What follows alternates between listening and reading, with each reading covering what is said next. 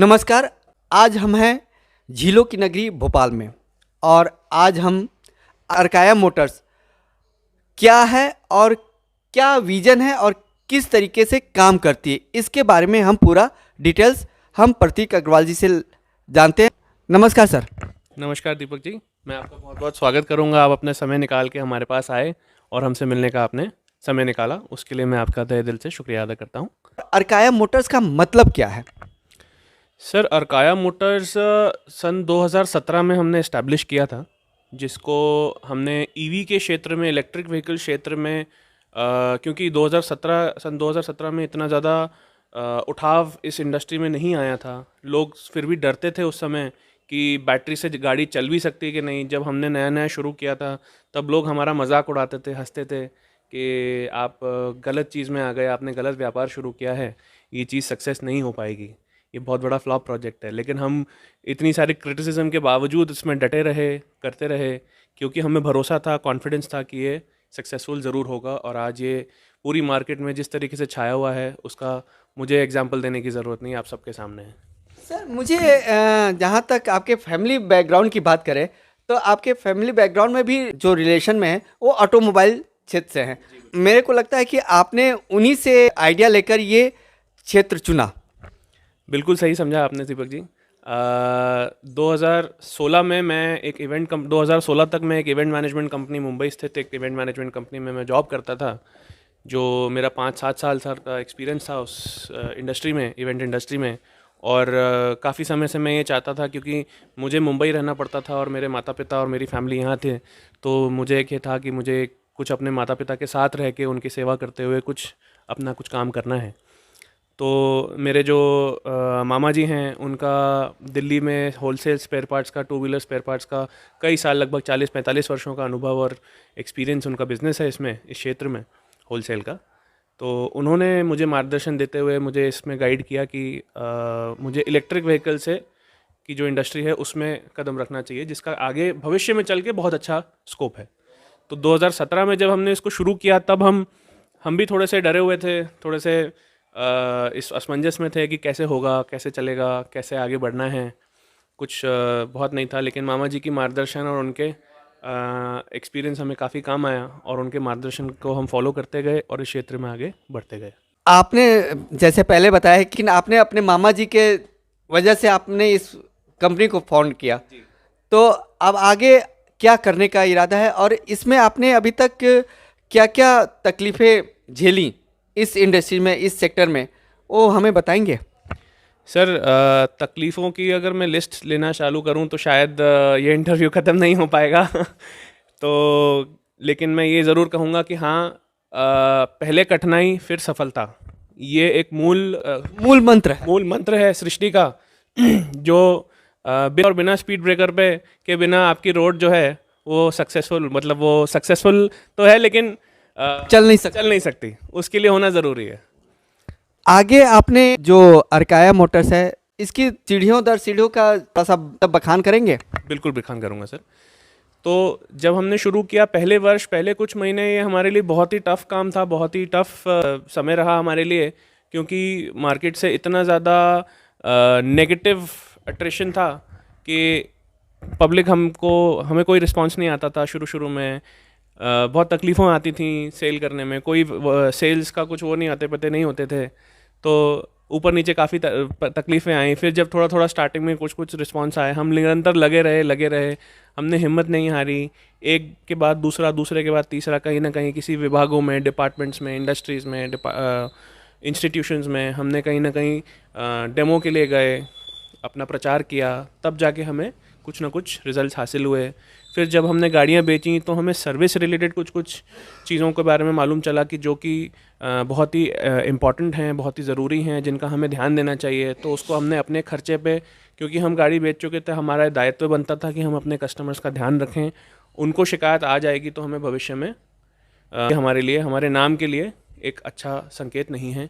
तो हमने अपने खर्चे पे काफ़ी सारी चीज़ों को रेक्टिफाई किया, सुधारा और उनको दूर करके हमने सीढ़ी दर सीढ़ी आगे बढ़ते गए। आपने 2017 से अब तक काफ़ी ई रिक्शा विभिन्न डिपार्टमेंट में, विभिन्न संस्थानों में, किन किन संस्थानों में ई रिक्शा या जो भी अन्य ईवी व्हीकल हैं डिलीवर किया है, उसके बारे में बताएं। सर हम ई रिक्शा के अलावा ई रिक्शा के साथ साथ ई रिक्शा लोडर, ई कार्ट्स, गोल्फ कार्ट और कस्टम एप्लीकेशंस में हम डील करते हैं।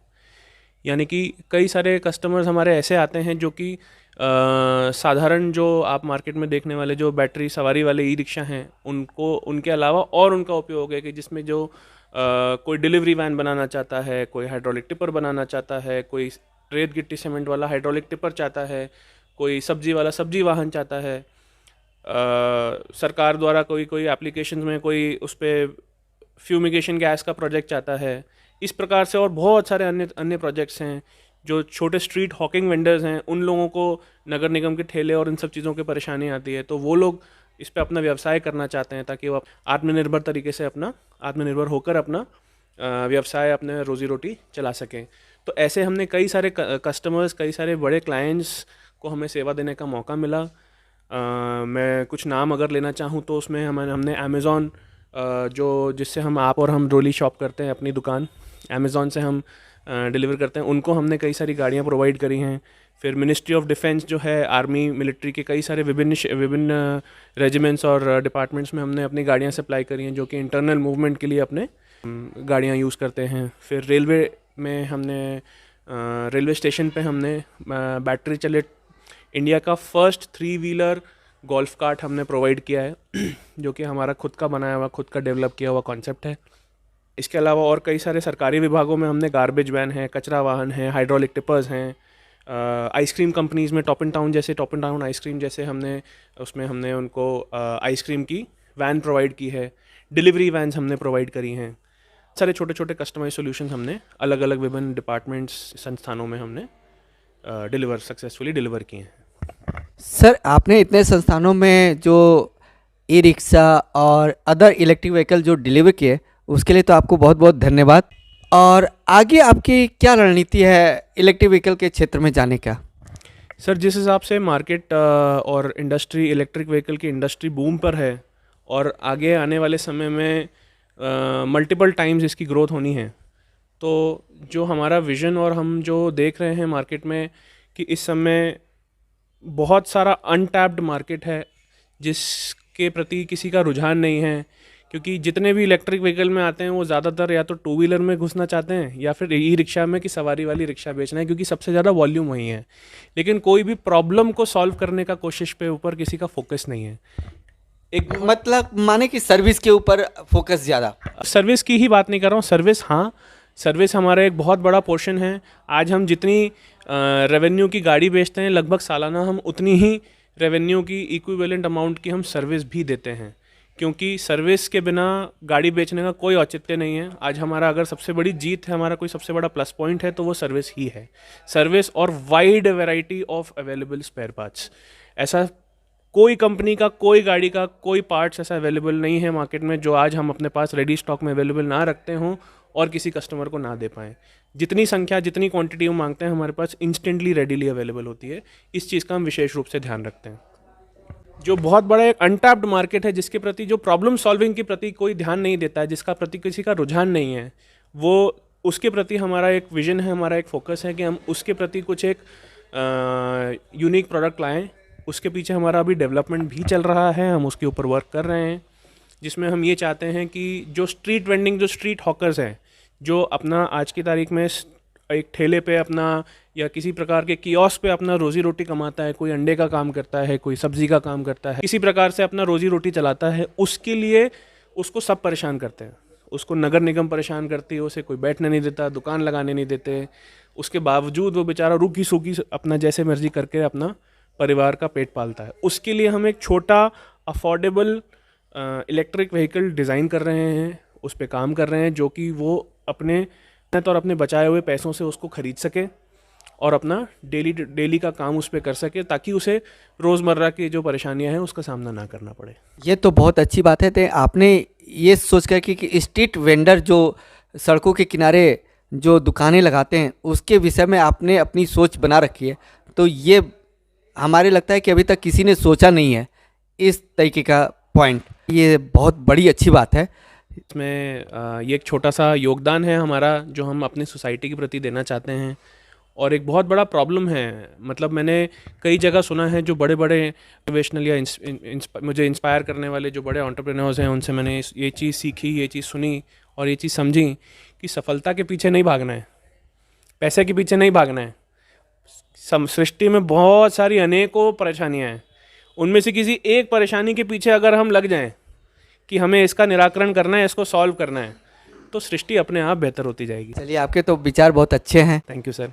सर, मैं ये एक बात आपसे पूछना चाहता हूँ, जिस तरीके से सरकार का रुझान है आत्मनिर्भर भारत में, और जिस तरीके से मैं आत्मनिर्भर ईवी पर फोकस कर रहा हूँ, उसमें आप कुछ क्या कहना चाहेंगे? सर, मैं सबसे पहले तो सरकार का कोटि कोटि धन्यवाद देना चाहूँगा। मैं उनका आभारी हूँ जो उन्होंने आत्मनिर्भर भारत के प्रति इंस्पायरिंग और काफ़ी वेलकमिंग और प्रोजेक्ट्स और अपने स्कीम्स लॉन्च की हुई हैं, जिसका एक मैं जीता जाता एग्जांपल हूँ आपके सामने।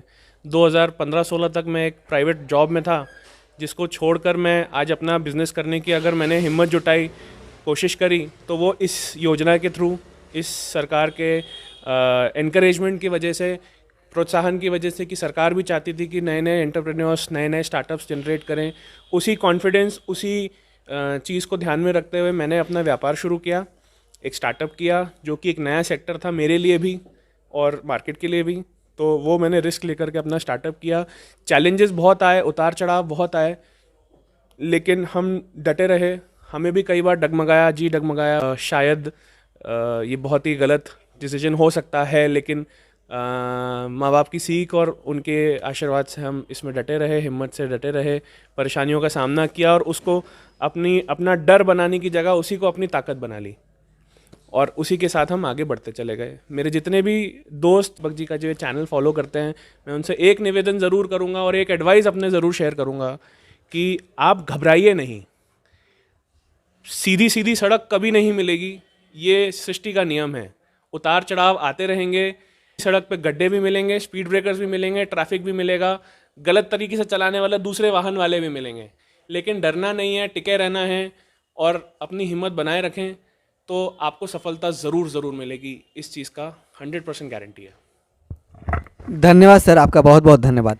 Thank you very much sir. Deepak ji, मैं आपका फिर से एक बार दोबारा धन्यवाद करना चाहूँगा।